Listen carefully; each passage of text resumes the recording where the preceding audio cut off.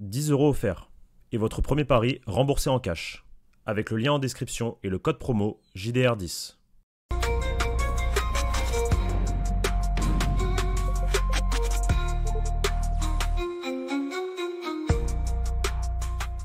Bonjour à toutes et à tous et bienvenue sur la chaîne YouTube du Journal du Real. Le transfert de l'été 2025 a eu lieu. Alors oui, c'est une fin de contrat. Oui, c'est encore une fois une stratégie de la part du Real Madrid qui a fonctionné. Ils ont réussi à attirer un des joueurs générationnels à son poste, l'arrière droit anglais Trent Alexander-Arnold qui quitte définitivement Liverpool. Ça, on le savait depuis un certain temps, mais désormais c'est officiel. Il jouera pour le Real Madrid l'année prochaine. Comment ça va, Pablo? On va réagir un peu à tout ça, à toutes les news qui l'entourent. Ça fait du bien de savoir qu'on a un arrière droit de classe mondiale en plus et qu'on va pouvoir justement pour la Coupe du Monde des clubs en avoir un pendant que Dan Carvajal revient petit à petit et qu'une concurrence s'installe ou que des dispositifs tactiques permettent aux deux joueurs de jouer ensemble. Écoute, ça va très bien, Victor. Merci de t'en soucier, bien mieux qu'hier, hein, devant cette fameuse plage de Deauville. Non, mais écoute, ouais, c'est une excellente nouvelle. Une excellente nouvelle, c'est comme tu l'as dit, un joueur générationnel qui peut, je pense, marquer une époque au Real Madrid, qui arrive dans un vestiaire où il connaît Bellingham, donc pour l'intégration, ça va être plus facile. Cette nouvelle génération de joueurs anglais qui est prêt à quitter l'Angleterre et la Première Ligue pour justement devenir grand. Donc écoute, c'est une excellente nouvelle. C'est un joueur qui a énormément de qualité, qui te propose un profil différent à ce qu'on a, que ce soit à gauche comme à droite, finalement, parce que même à gauche, on n'a pas ce profil-là à gauche. Donc un joueur très technique, euh, qui, je pense, moi, la première chose, quand je pense à Trent Alexander-Arnold, peut-être que toi c'est différent, mais moi c'est surtout sa patte droite. Le fait qu'il soit aussi précis, qu'il peut te balancer, enfin te réaliser des centres exceptionnels, genre un peu à la David Beckham à l'époque. Alors c'est pas du tout la même technique de frappe ou autre, mais ce sont voilà des passes précises et ça fait du bien dans un collectif et une équipe qui, ça fait déjà un moment qu'on n'a pas eu un spécialiste en la matière, je trouve, depuis peut-être Di Maria aux îles, Ouais, tireur de coup de pied arrêté, ouais, évidemment. Bon, déjà, la patte droite, dans ce c'est... style-là. Ouais, mais la patte droite, c'est évident que c'est la plus grosse, Voilà. la plus grosse recrue du Real Madrid presque. Au final, ce qui va être intéressant, les gars, de un, il y a un lien en description pour soutenir la chaîne. Il y a les YouTube Sync si vous voulez faire des dons, etc. Continuer à aider le projet. Et là, je vais rentrer avant qu'on donne vraiment notre opinion. Pablo a déjà entamé le sujet, mais évidemment que c'est un coup sublime. Et même en introduction, je l'ai dit, c'est la recrue pour moi de 2025, presque tout club confondu. Enfin, tu pouvais pas faire mieux. C'est un joueur qui serait parti pour plus d'une centaine de millions d'euros s'il n'aurait pas été en fin de contrat. Alors on discutera aussi des points faibles, des points forts là rapidement dans notre réaction. D'abord aussi, ce qui est important de savoir, c'est donc le Real Madrid a déboursé 10 millions d'euros pour pouvoir libérer le joueur de Ça, son par contre, c'est une contrat. dinguerie. Voilà, ça par contre c'est bien joué de la part des On Reds qui ont va, un exactement. peu rattrapé le truc. Parce que le Real Madrid le voulait absolument pour la Coupe du Monde des clubs, parce que bah on était en galère, il a fallu trouver un accord avec Liverpool qui, avec les dernières rumeurs, Konaté, bah, Trent Alexander-Arnold aussi, t'apprécies pas forcément que le joueur parte gratuitement, donc ils ont négocié, ils ont réussi à avoir 10 millions d'euros d'indemnité, donc ça c'est bien joué de la part des Reds et le Real Madrid peut s'en mordre un peu les doigts, même si Trent Alexander-Arnold à 10 millions, tu m'en parles il y a 6 mois ou il y a un an, je te dis bon, Ouais, mais Vico, pour jouer Al Hilal, Pachuca et Salzbourg, je ouais, joue avec Jesus Fortea et j'attends le mois de juillet et il vient jouer les huitièmes de finale tranquille. ouais, mais je crois que tu pouvais pas l'inscrire s'il arrivait le 1er juillet, hein. Sinon, ils auraient fait... Sûr? Ouais, Ouais. ouais, ouais, ouais, je Pas pense. sûr, hein. Moi, j'ai Non, vu une info de Cortegana qui dit l'inverse. non, parce que si, dans toutes... Alors, peut-être, mais dans toutes les compétitions, l'inscription se clôt une semaine avant, et après, tu peux plus réinscrire de joueurs durant la compétition, normalement. Sauf la Ligue des Champions, où il y a, après la phase de poule, une nouvelle phase d'inscription, mais parce qu'il y a le mercato d'hiver, où tu peux ajouter seulement 3 joueurs, etc. Je suis pas sûr qu'ils aient pu mettre en place, tu sais, tout ce dispositif de Je- réinscription. tu, Donc, tu- tu veux que je te dise un truc? Moi, je pense que au regard du moment, du contexte, du fait que la FIFA sait pertinemment qu'en Europe, le mercato commence le 1er ou le 2 juillet, ouais. je suis certain que la FIFA aurait... Attends, tu vas pas refuser au plus grand club du monde qui vient jouer ta compétition, l'inscription d'un nouveau joueur, même si c'est pour les huitièmes de finale. Tu vois ce que je veux dire? Genre, d'un point de vue business, communication, marketing, c'est pas possible. Non, mais je Moi, pense je que pense que, c'est pas simple non plus, justement, hein, pour Xabi Alonso et tout. Le mettre direct, c'est pour les huitièmes ah, de finale.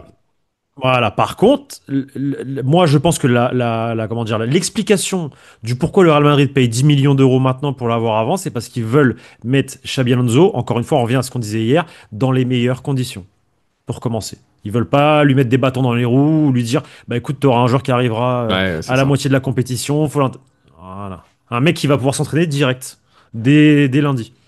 C'est ça. Et on a The Athletics qui a aussi révélé que le Real Madrid était prêt à payer 40 millions d'euros hein, pour signer Théa cet hiver, Ouais. mais que Bon, Liverpool a refusé l'offre. ça je vais pas dire que je crois pas aux informations de The Athletic. C'est béton. Ça veut dire que ce qu'ils ont, c'est Cortegana qui le sort, ça sort du club ou de gens autour de la direction ou autre. C'est béton. Maintenant, est-ce que le discours n'est pas un peu romancé pour faire passer le Real Madrid comme un Mhm. gentleman?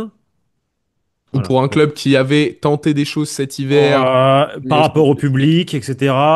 Exactement. C'est de la romance. Donc moi, je prends des pincettes. Comme par hasard, on m'appelle quand je tourne une vidéo. On m'appelle pas de la matinée, mais on m'appelle quand je décide de tourner 10 minutes de vidéo avec Victor Brochet. C'est incroyable. Donc non, voilà. Donc toutes ces informations qui vont sortir là au fil du temps par rapport à ça, c'est pas méfiance, mais bon, d'un point de vue communication, c'est normal que le Real Madrid dise ça. Ça peut être un peu de storytelling. Je vous invite à regarder les réseaux sociaux et le site si vous voulez maximum d'informations sur le dossier. On est en train de le traiter en long et en large. Vous avez la petite vidéo aussi de présentation du Real Madrid avec un petit clin d'œil au corner contre le Barça qui fait un peu plaisir dans la vidéo, qui nous a fait tous sourire au sein de la rédac. En tout cas, Xabi Alonso a donc son arrière droit pour ce mondial des clubs et pour la saison prochaine. Ça fait plaisir parce que ce profil de latéral protagoniste qui dépasse simplement le cadre d'un joueur défenseur qui peut un peu déborder, etc. On ne l'avait plus depuis Marcelo. Là, on a ce joueur pour moi qui rentre dans cette caste.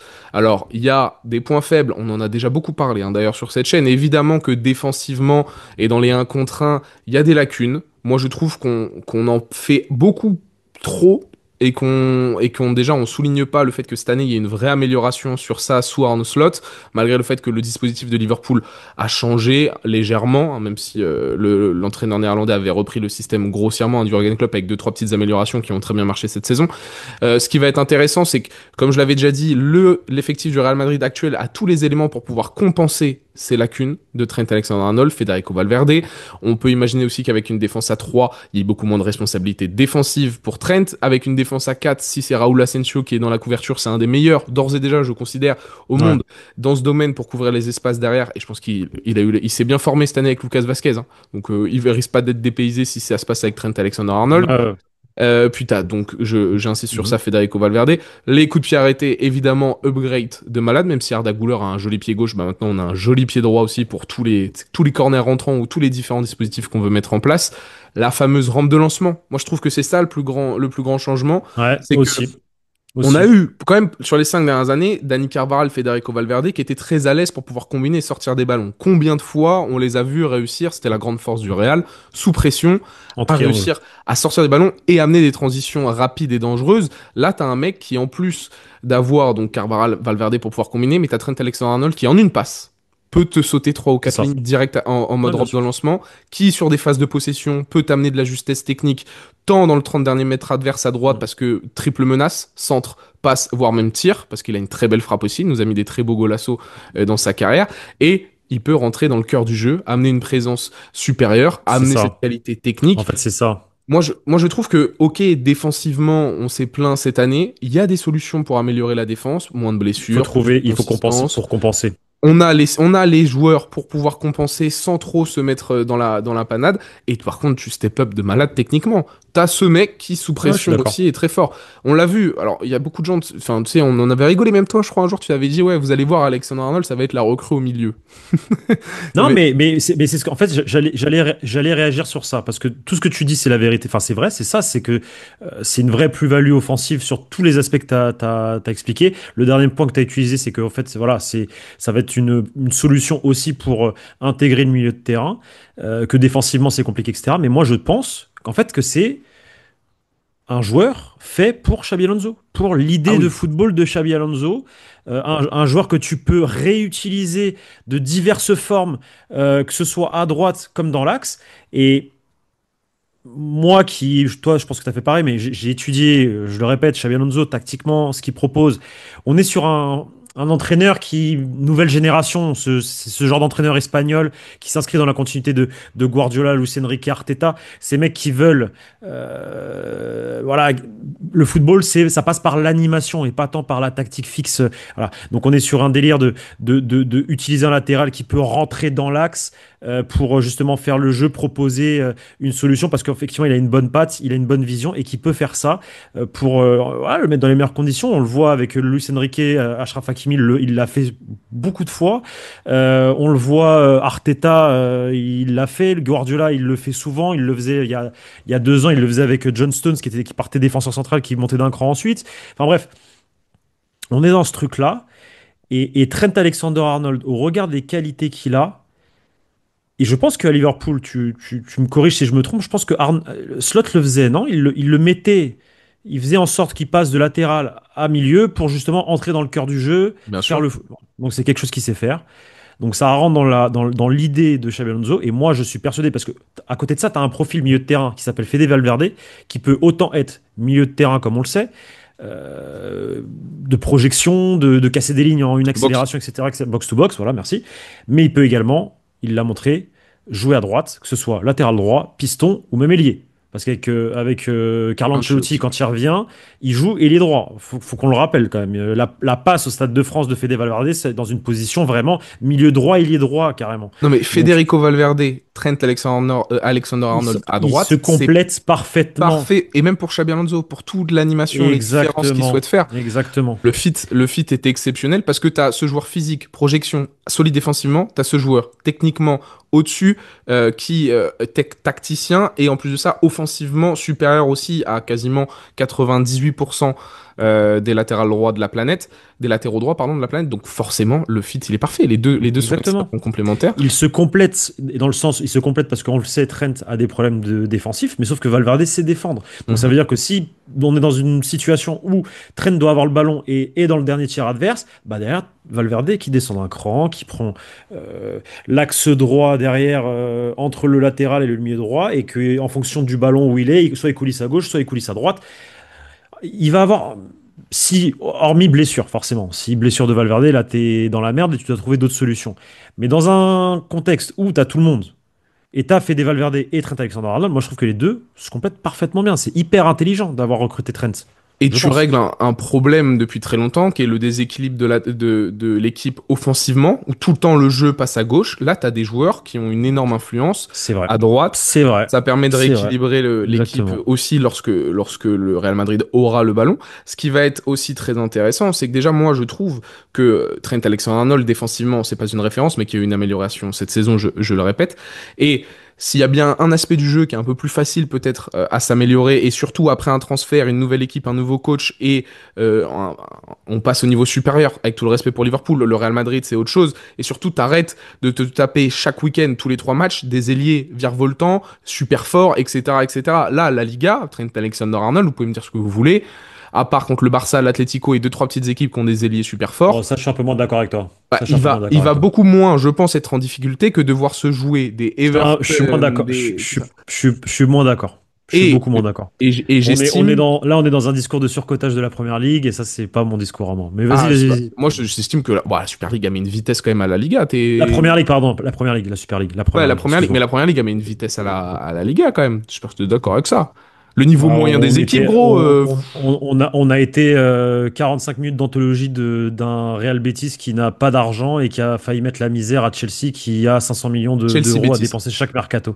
Ouais, ouais, Chelsea d'accord. Betis. Ouais. Ouais, ok, ok. Donc, dès qu'il y a un match européen, club espagnol, club anglais, généralement, ça tourne à l'avantage du. Ça faisait 27 matchs que les clubs espagnols tapaient les clubs anglais. Moi, je suis pas d'accord avec ça. Après, c'est chacun son opinion, mais le football J'estime que la espagnol reste Liga un est un football de championnat un peu plus qualité. simple à vivre quand même que la Liga. Moi, je suis pas tant d'accord que ça. Regarde comme il a galéré Mbappé à s'adapter. Bon, mais je pense pas que ça soit que dû à la Liga, moi. Moi, je pense qu'aussi aussi. Bon. Je finis, je Mais finis, bon, ça c'est un beau débat en vrai, c'est un beau Ouais, c'est débat. un beau débat, mais je finis mon propos juste en vous disant que j'estime que un joueur peut plus facilement aussi évoluer défensivement qu'offensivement au long de sa carrière. C'est pour ça qu'il y a de nombreux ailiers qui finissent plutôt latéral. Ce qui va être intéressant pour lui, c'est de voir s'il peut passer ce cap. Le sens un peu plus du sacrifice. T'arrives au Real, t'es plus dans ton club, tu sais, où t'as été Ouais, formé, voilà, où t'es devenu une méga ça, star, voilà, exactement, etc. Est-ce que ça peut aussi exactement. t'aider à avoir ce déclic de salir le short un peu plus, de faire un peu plus les efforts, Ouais. d'être un peu plus concentré. J'estime qu'un nouveau départ est parfait pour cela, Mhm. que avoir des coéquipiers aussi comme Jude Bellingham qui facilite l'intégration. Mais on espère l'émergence de leaders pour pouvoir l'encadrer. J'en avais déjà parlé, ça va être très important pour un joueur comme Trent Alexander-Arnold qui a des sauts de concentration, qui a eu Virgil van Dijk, Jordan Anderson. Milner toujours sur ses côtes à l'entraînement et durant les matchs pour qu'il se dépasse, etc. Le Real Madrid, si on veut avoir la meilleure version de Trent, va falloir que des joueurs dans le vestiaire aussi prennent ce relais des Nacho, des Toni Kroos, des Luka Modric, qui soient des référents tant sur le terrain qu'en dehors pour éviter que tu sais, Madrid bouffe les Ouais, joueurs bien comme il sûr, y a pu avoir dans le passé bien sûr. par la pression et tout le travail. Donc ça va être très très important et un dossier à surveiller. Mais je suis sûr que Trent Alexander-Arnold peut être une bonne surprise. Quand je dis bonne, je m'attends pas à quelque chose d'exceptionnel, mais une belle évolution défensivement tout au long de la saison, en fonction du système aussi dans lequel il est utilisé. Parce que s'il est piston, il y a pas de et qu'on espère que Xabi Alonso va vraiment mettre son système de dominance en place, bah, il y aura aussi beaucoup moins de séquences où le Real En Madrid fait, devra gérer en défensivement. fait, en fait, il faut rendre l'aspect défensif pour Trent Alexander-Arnold comme étant pas une contrainte, étant Ouais, l'inverse d'une contrainte. C'est-à-dire, il ouais, doit le faire, mais il faut pas que ce soit une contrainte. C'est-à-dire, dans un système à 4, forcément, ça devient une contrainte. Ça peut devenir une contrainte. ouais. Si tu dis pas à Valverde de couvrir à droite, tu auras la session de couvrir. Maintenant, dans un système à 3 défenseurs, en théorie, avec lui en tant que piston, a priori, ce n'est pas une contrainte, mais justement, il va quand même faire cet effort quand il doit le faire pour faire le nombre ou le surnombre, on va dire, par rapport à Mhm. l'attaque qui est adverse. Et c'est là où, en fait, il peut défendre en toute tranquillité, naturalité. Enfin, voilà. C'est comme ça qu'il va falloir essayer de trouver la bonne solution d'un point de vue défensif pour Trent Alexander-Arnold. Que ça ne soit pas une contrainte pour lui de faire les efforts, de redescendre. Juste qu'il soit là pour faire le nombre. Et quand le ballon passe sur son côté, et ben garçon, s'il faut mettre le pied, tu mets le pied. Et si tu te fais dépasser, c'est pas grave parce que tactiquement, Xabi Alonso a travaillé pour couvrir ces fameux espaces qui pourrait mettre le Real Madrid en galère parce qu'on sait que Trent, défensivement, c'est compliqué. C'est tout. Puis on Voilà. est censé être Et si tu joues sans pression, bah forcément, tu défends mieux. Et on est censé ne plus avoir la même mentalité de Carlo Ancelotti aussi, qui a fait le Exactement. bonheur, certes, pendant 2 années en Ligue des Champions, on fait le dos rond pour souffrir. Alors ça arrivera, Exactement. il y aura des séquences, comme Bien toute sûr. équipe de C'est football, sûr. mais la mentalité de Xabi Alonso, elle est plutôt aussi de nous, on va faire souffrir l'adversaire, nous allons nous adapter à l'équipe Exactement. adverse. Donc aussi l'aspect défensif, nos latéraux étaient énormément critiqués sur les 4 5 dernières années, mais aussi parce qu'ils ont été laissés plus d'une fois dans des situations extrêmement délicates, à devoir se manger vague sur vague adverse, et notamment dans les grands matchs ou dans les équipes voilà, assez solides de Liga, où on avait rarement la domination tant de la possession que la domination territoriale. Donc c'est sûr que bah, là, tu es beaucoup plus exposé. On espère qu'avec Xabi Alonso, ça sera moins le cas, et qu'en fait, on aura moins besoin de En fait, c'est défendre ça. sans ballon. Et donc là, normalement, des joueurs comme Trent Alexander-Arnold, c'est le Non, bonheur ou pour eux. en fait, tu vas devoir défendre sans ballon aussi, mais dans ton travail tactique de défense sans ballon, tu auras plusieurs façons de voir la chose, d'aspects, on va dire. Tu auras la défense bloc bas, la défense bloc médian et la défense haute Bah, tu vas chercher contre-pressing ou haut. autre. Donc déjà, Donc, en euh, fait, t'es donc plus à tu vas l'aise. aller chercher. Et ta première défense sera d'aller chercher haut, donc forcément, bah, ça peut mettre dans de bonnes conditions des joueurs comme Trent Alexander-Arnold. Donc, moi, je pense que vraiment, hein, je le répète, c'est le transfert qui correspond le mieux au nouveau coach. Ouais, Tu me dis, je ramène Trent avec Carlo Ancelotti, là je te dis, ouais, c'est vrai, je c'est vrai. comprends pas trop. On est un peu plus. Bah, Tu c'est pour ça que vois? je te disais Rhys James, moi à l'époque, il y a 4 ans, avec Carlo Par Ancelotti. exemple, un Rhys profil James, Reece c'était un James. profil plus Ouais, solide défensivement, qui peut t'amener bien aussi de sûr. la projection, mais meilleur défenseur. Et ça me semblait être un meilleur fit. Après, bon, il s'est blessé énormément, là, mais il est encore jeune, hein, en plus, un Reece James, plus jeune que Trent Alexander-Arnold. On verra sa suite de carrière. Mais voilà, là, moi, je suis très content. On a enfin ce latéral droit générationnel que je réclamais depuis si longtemps. Merci, Danny Carvajal, pour tous les services. Et on va voir l'année prochaine, de toute façon, avec comment on va voir. Juste, je dis un truc. Tactiquement, il y a un monde où Carvajal, sur certains matchs, va être placé défenseur droit, je pense. Axial droit. Ou même, moi, je pense que sur certains matchs, il va jouer latéral droit, hein, à la place de Trent Alexander-Arnold, qui pourrait très bien finir sur le banc Dans sur une certaines. défense à 4. Non, ouais, bah, en fonction de Xabi Alonso, comment il s'adapte, l'équipe adverse, etc., ça te donne une flexibilité, déjà, de le luxe. Dani Carvajal, Ça Trent te donne aussi une Alexander-Arnold. solution au milieu. Ça te donne aussi une solution au milieu. Ouais, mais moi, j'ai vu avec l'Angleterre, je préfère ce. En fait, ça lui donne trop de responsabilités défensives de le Ok. mettre au milieu de Ouais, terrain. ouais, Trop de ok, ok. responsabilités à la récupération, et surtout, la plus grosse différence, c'est que c'est un génie. Mais c'est pas un génie au point de certains. Mais que les génies, ils déconnectent. Il y a des moments dans le match, hop, c'est pas un cerveau à proprement Ouais, parler. bien sûr. Enfin, Bien sûr, sans bien être sûr. du Bien tout sûr. dans le dénigrement du joueur, ce n'est pas un cerveau à proprement parler. Ce n'est pas Hmm. Xavi, ce n'est pas Iniesta, ce n'est pas Kroos, ce n'est pas Modric. C'est un joueur qui, par contre, sur 10 secondes d'un match, va voir ce que personne ne voit. Quand tu es au milieu de terrain, tu as plutôt besoin d'avoir une vision d'ensemble de ce Ouais, qui se passe, global. de calculer Global. tout ce qui se passe Hmm. et avoir des fulgurances. C'est bien, mais c'est de la régularité aussi au milieu de terrain. Et contre l'Angleterre, avec l'Angleterre, pardon, durant l'Euro, Southgate avait essayé dès les premiers matchs de faire cela et on avait tout de suite vu que c'était compliqué parce qu'il n'y avait pas assez de consistance. Ça manquait trop vite de choses Après, et certes, Southgate, ouais, mais ça change rien au profil du joueur. Il pourra Porte l'essayer. Sud. Ouais, mais tu vois, non, mais il pourra l'essayer contre une équipe ou autre, ça peut marcher. Dans des gros matchs, Oui, oui, oubliez oui, ça. bien sûr. Bien sûr, bien Il sûr. va se faire manger par des milieux de terrain, un, plus physiques, qui ont plus l'habitude.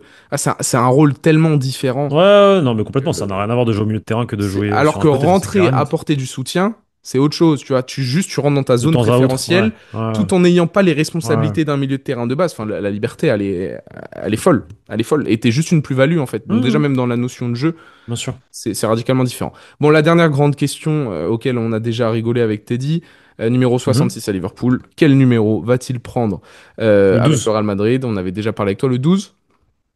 12. Hmm. 17 de Lucas Vasquez pour moi. Teddy Non, aussi, attends, on avait attends. parlé. Non, en fait, le 12 parce que. Attends, attends. Le 12 parce qu'il y avait un truc. Si Mbappé, il prend le 10, qui prend le 9? Il y a un calque. Hendrik. Mais Déjà? un plus. Ouais, ouais, ouais. Ok. Le 12, le 12, le 12. 17 Le mois. 12. Et je te dirais. Je vous dirais. Non, mais ça a un lien avec le 66. Le 12 parce que c'est un lien avec le 66. Je vous expliquerai. Il faut que je regarde et je te dirai pourquoi, le 12. Ok. C'est qui le 12 là cette année? C'est personne, hein? C'était Kamavinga l'année dernière. Personne le 12. C'était Kamavinga l'année dernière. Marcelo. Kama, il est le 6. Marcelo. Marcelo, ouais, mais il avait pris le numéro de Marcelo. Mais qui est le 12 cette année? Personne. Il y a personne? Personne, gros. Mais frérot, il y Hmm. a 25 joueurs on n'a pas 25 joueurs dans Non, non, l'effectif non. rouge. Je crois pas, hein. Attends, tu sais quoi, je fais un petit check. Je crois pas. Mais dernière information, sinon, Joan Garcia. Ouais, vas-y, je te laisse en Apparemment, discuter. le Real Madrid a contacté l'entourage du gardien de l'Espagnol. Il lui a dit d'attendre et de canaliser l'offre du Barça. Parce qu'en gros, le Real Madrid voudrait voir ce qui va se passer avec Lunin. Et en cas de vente de Lunin, ils iraient chercher Joan Garcia. Donc c'est une excellente nouvelle. Parce que ça permet, enfin, ça, dans cette bataille Real-Barça, tu voles un excellent gardien de but et en plus de ça, espagnol, à ton concurrent direct, le FC Barcelone. Donc, à voir ce qui se passera dans les prochaines semaines. Donc, c'est une information de As ce matin. Alors, il y a qui en 12? Personne. Non, il n'y a pas. Ouais, je t'ai dit, il y a personne. Il y a personne. Carrément, Google, ils me mettent que c'est Racco Ramon. Mais non. Non, Jacobo Ramon, c'est un numéro. 31? C'est 31, je crois. Ouais, quelque chose comme ça. On coupe? Ok.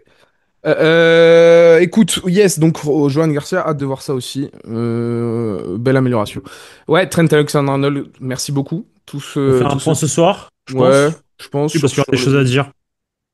On va voir. Donc on se retrouve potentiellement ce soir, les gars. Merci beaucoup à tous ceux qui ont suivi cette vidéo. Merci à Pablo de m'avoir accompagné pour ce react à la signature du siècle de Trent Alexander-Arnold. Mettez-nous en commentaire le numéro que vous voulez pour Trent et aussi votre ressenti, évidemment, par rapport à tout ça. Puis allez voir le site, les différents réseaux sociaux et on se retrouve très vite sur la chaîne YouTube du Journal du Real. Ciao les gars.